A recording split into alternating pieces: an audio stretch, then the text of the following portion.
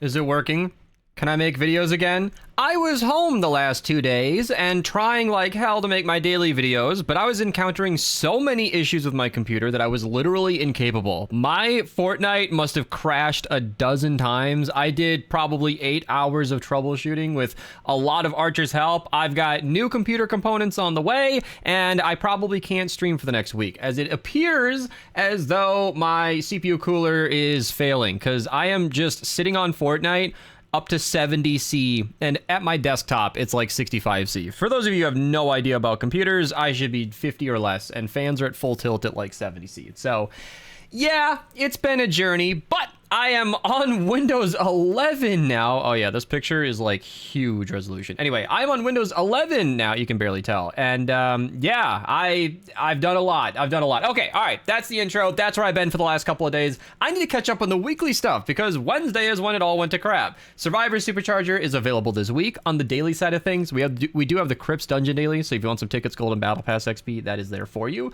And then we'll talk about the llamas here in a second. But Anti-Cuddle Sarah came around. She's actually really good for certain niche builds where you're using a melee and a lot of energy. A lot of melees have some very spammable heavy attacks. In fact, a recent video on my channel featured the Spectral Blade, and I haven't talked about this video much, but it was really fun. Like, that is one of my favorite melee builds to date. I run that on stream. You lunge and do millions of damage per hit. Like, it's an actually good build. It's not just spamming lunge for a fun thumbnail. No, it is. That's why I changed it to like 2.4 million DPS, because it's really good. And she makes that build possible. So when you get a kill, you get some energy back. The two-step is an okay shotgun. It's a fun change of pace, but it's nothing compared to its brothers. Then we got a bunch of legendary perk up. If you want to stock up on this, you can buy it. If you're a new player and you're short on gold, do not save up for this. This is not worth buying. This is for endgame players only who have tons of gold, who do not want to grind a bunch of perk up. You do not need to buy this, but it is there if you want it. I have oh yeah, the research tab is here. It's a bug. I have historically bought it myself, but I can't even spend the legendary perk up I do have. For those of you who don't know, if you take the 225 epic that you need in order to unlock the 345 legendary. I did that backwards. Yeah, 345. There we go. Okay, divided by... Oh, there's a new font on Windows 11. Yeah, 1.53. That's your ratio. That number is important because if you divide 76,000 by... Here we go, 1.53. I need 49,600 epic perk up to spend the amount of legendary perk up I have. And of course, you could just spin that the other way. So 49,000 epic perk up times 1.53. I can spend 74,970-ish of my legendary perk up. So it actually looks like I'm pretty balanced right now. If you are one of the individuals who are out of balance with that, then there you go. And of course, this means you need to actually buy the epic perk up before you can get the legendary. So if you have 1,000,000 legendary perk up and no epic, you're probably stuck on most schematics, because schematics do not come with purple perks. You might have perked something up to purple and then just left it. I can't find an example, but it does not come that way naturally. I don't know why I'm rambling so much today, but I just feel like sharing so much information. I haven't been able to record any of these for 2 days, okay? I'm sorry. Legendary Flux, you guys know, always buy this. If you didn't pick it up already, you got by without my reminder. Good for you, but you always want to grab this because it's basically half a weapon or hero voucher. You won't get any event items necessarily, but you will be able to get so many things. You can get event stuff with that, just not like the special ones that come in the shop. Flux is really powerful, you guys. And I do have stuff to talk about in the shop, so we'll go back to the llamas after. Yeah.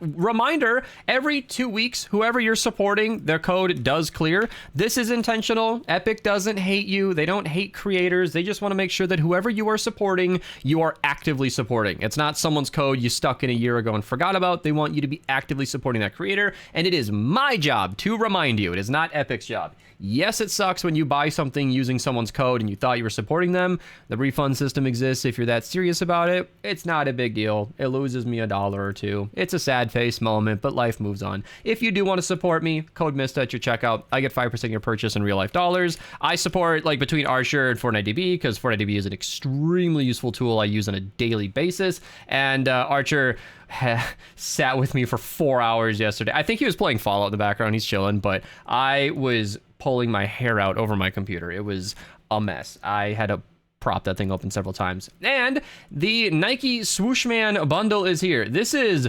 unapologetic brand integration, and you know what? I'm all for it. They made a completely unique character out of the Fishman here and branded it with the Nike logo. Like, I swear, if you want the Nike brand to live rent-free in people's brain, this is a fun way to do it. They made like an actual superhero. Does anybody know if this exists outside of Fortnite? I'm totally out of the loop on this one. Comment down below if you guys have any context for this, because if this is like a thing they've been pushing, that would be kind of fun. Imagine if they started putting mascots in the game, like I'm thinking of Tony the Tiger or the Captain Crunch dude. Like, stuff like that would be kind of fun.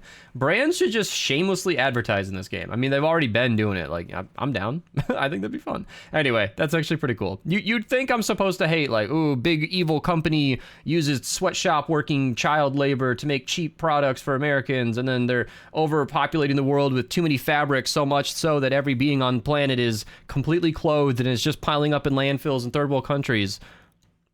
Ooh, I'm mad. But look, he's kind of cool. He has sparks. He has sparks, you guys, okay? I rest my case, all right? And then we got some 1,000 V-Buck shoes. You can buy those or don't. You guys know how I feel about the expensive shoes. I've made those segments shorter and shorter and shorter because, yeah, I don't know. I'll fake hype up a Nike Swooshman. I do actually like the skin. The other part was still true, though. Companies are pretty... 1,200? Why'd I scroll down for this? Anyway, if you like these shoes, you're welcome to buy them. You're not going to catch any shame from me. I just think Epic price these higher than anything that should ever cost. Anyway, Art Deco Llamas are available today. Links down below to my Art Deco videos if you guys want to check them out. I will go over the good stuff real quick, just because I want to make it quick. Noir is good for lefty and righty. He extends your uptime, and Gumshoe is really good for Shock Tower and Teddy. These other two aren't excellent, but if you see them in your llamas, you're welcome to consider if that's worth it to you. If you like using Rosie, that's fine. Venturian got buffed by a lot, and he's still bad. Flare Flesh is a great AR. Brush Off is a great single-target shotgun. Big Shot's a great crowd-clearing shotgun. The Mouthpiece is a pistol, unfortunately. Sodbuster is one of the best launchers in the entire game. Takedown is actually a really good semi-auto sniper, and all the melees are pretty good. In general, I like the Art Deco set. It introduced the unique 6 perk where it has plus 44% damage to certain elemental targets, and then that 6 perk caught on for the other weapon sets in the game. So it's kind of a cool thing. I like them. They launched without an event, so they just kind of come in the shop sometimes. And I forgot to get my notes ready for the mission, so I'll be right back. I am so back. You know, Cav introduced this to-do list thing for me at my request, and it is so nice. I've even heard some of you guys actually getting used to this when you're trying to schedule out the missions you want to run that day. So, yeah, thank you forever and always to him for adding that feature. Thank you, Affin, for popping in so I can do these. I've been cooking upstairs for like 3 hours, so I came down a little late, and he popped in, so I appreciate it. 4x screen perk up in the... Actually, hang on. This just in. I got a notification in Discord, and it reminded me that some of you guys used my code and I didn't say thank you. All right, we're pausing the mission section. Let me just bring it to the top. Why don't you? Okay, when is the last? I'm still getting the hang of it. But if you guys ever want to, you know, buy some Totes Adorb skin and support me at your checkout, I really appreciate it. If you want to share that and get featured on the channel, you're welcome to ping me in Discord, and I'll give you guys a little shout out here. I really appreciate it. Yeah, the last few days kind of built up because I was trying, okay? I was trying so hard to make my daily. I think on Wednesday, Fortnite must have crashed like 5 or 6 times that day alone, and I just gave up. I could not run the game. I had a whole bunch of bad, corrupted drivers. I DDU'd everything. I fixed it. I got it. We're good, but it was a mess. Okay, missions for real this time. Thank you again, Affin. 4x screen perk up in the 34 4-player mission.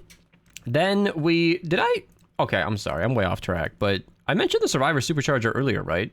Because that's kind of a big deal, and I don't know if I elaborated on that, but you know, get that power level up. 4x screen perk up in the 34 4-player. I'm so excited to be able to record again. 4x lighting devout in the 46 4-player, and then I need to back up a whole couple steps because upgrade llama token 1 out of 2 is in the 34 zone, and the other one is in the 15 zone. So 2 easy early game upgrade llamas. If you guys haven't been grinding ventures, you are good to go. If you have been grinding ventures, this is your punishment. 4x lighting devout in the 46 4-player. Then we got double purple survivors in the 70 zone. That's good for newbies, by the way, if you want to just get some early survivors. Purple is better than none, in my opinion. 4x perk up in the 108 4-player mission. Then we got Fleetfoot Ken. If you're unlocking them as an early game player, the movement speed, just great. He's a very simple hero. Not recommended in the end game. I like to recommend damage or healing or whatever, but movement's great. Double legendary in the 124 zone. Vacuum Tube Revolver is, Archer reminded me, really good for early game pistol daily quests. It's efficient in that way, but it's not very strong in the end game. And the Wall Lights, great trap for stunning enemies, stopping them in their tracks. Another double legendary in the other 108 zone. Hammer Crush, decent single target AR. Triple Tap is a burst sniper. It's fun, but it's not exceptional. I'm not a big fan of it. 4x perk up in the 144 player. Then we got another triple tap, and I think that just about covers... Nope, there's one more I'm missing right here. Double legendary in the 140 zone. Vacuum Tube Sphere is S tier, one of the strongest melees in the game. Chain Lightning is insane. Dragonfly is very easy to recycle. That thing is garbage. So, yeah, thank you, Affin, for the 4th time now. Moving on to Twine. This is such a long daily. I have so much to catch up on. 4x drop Serene and Reperk in the 76 4-player missions. Farmer's Glory, great crit hits cause an explosion melee. Then I want to get down here. Yeah, 4x perk up in the 94 4-player mission, and this one right here. Double legendary. Wall Dynamo, excellent wall trap, could do energy or nature damage. Death Ray, better than you might think. It's not a terrible weapon, but it's not great. It's going to chew all your energy cells while it's at it.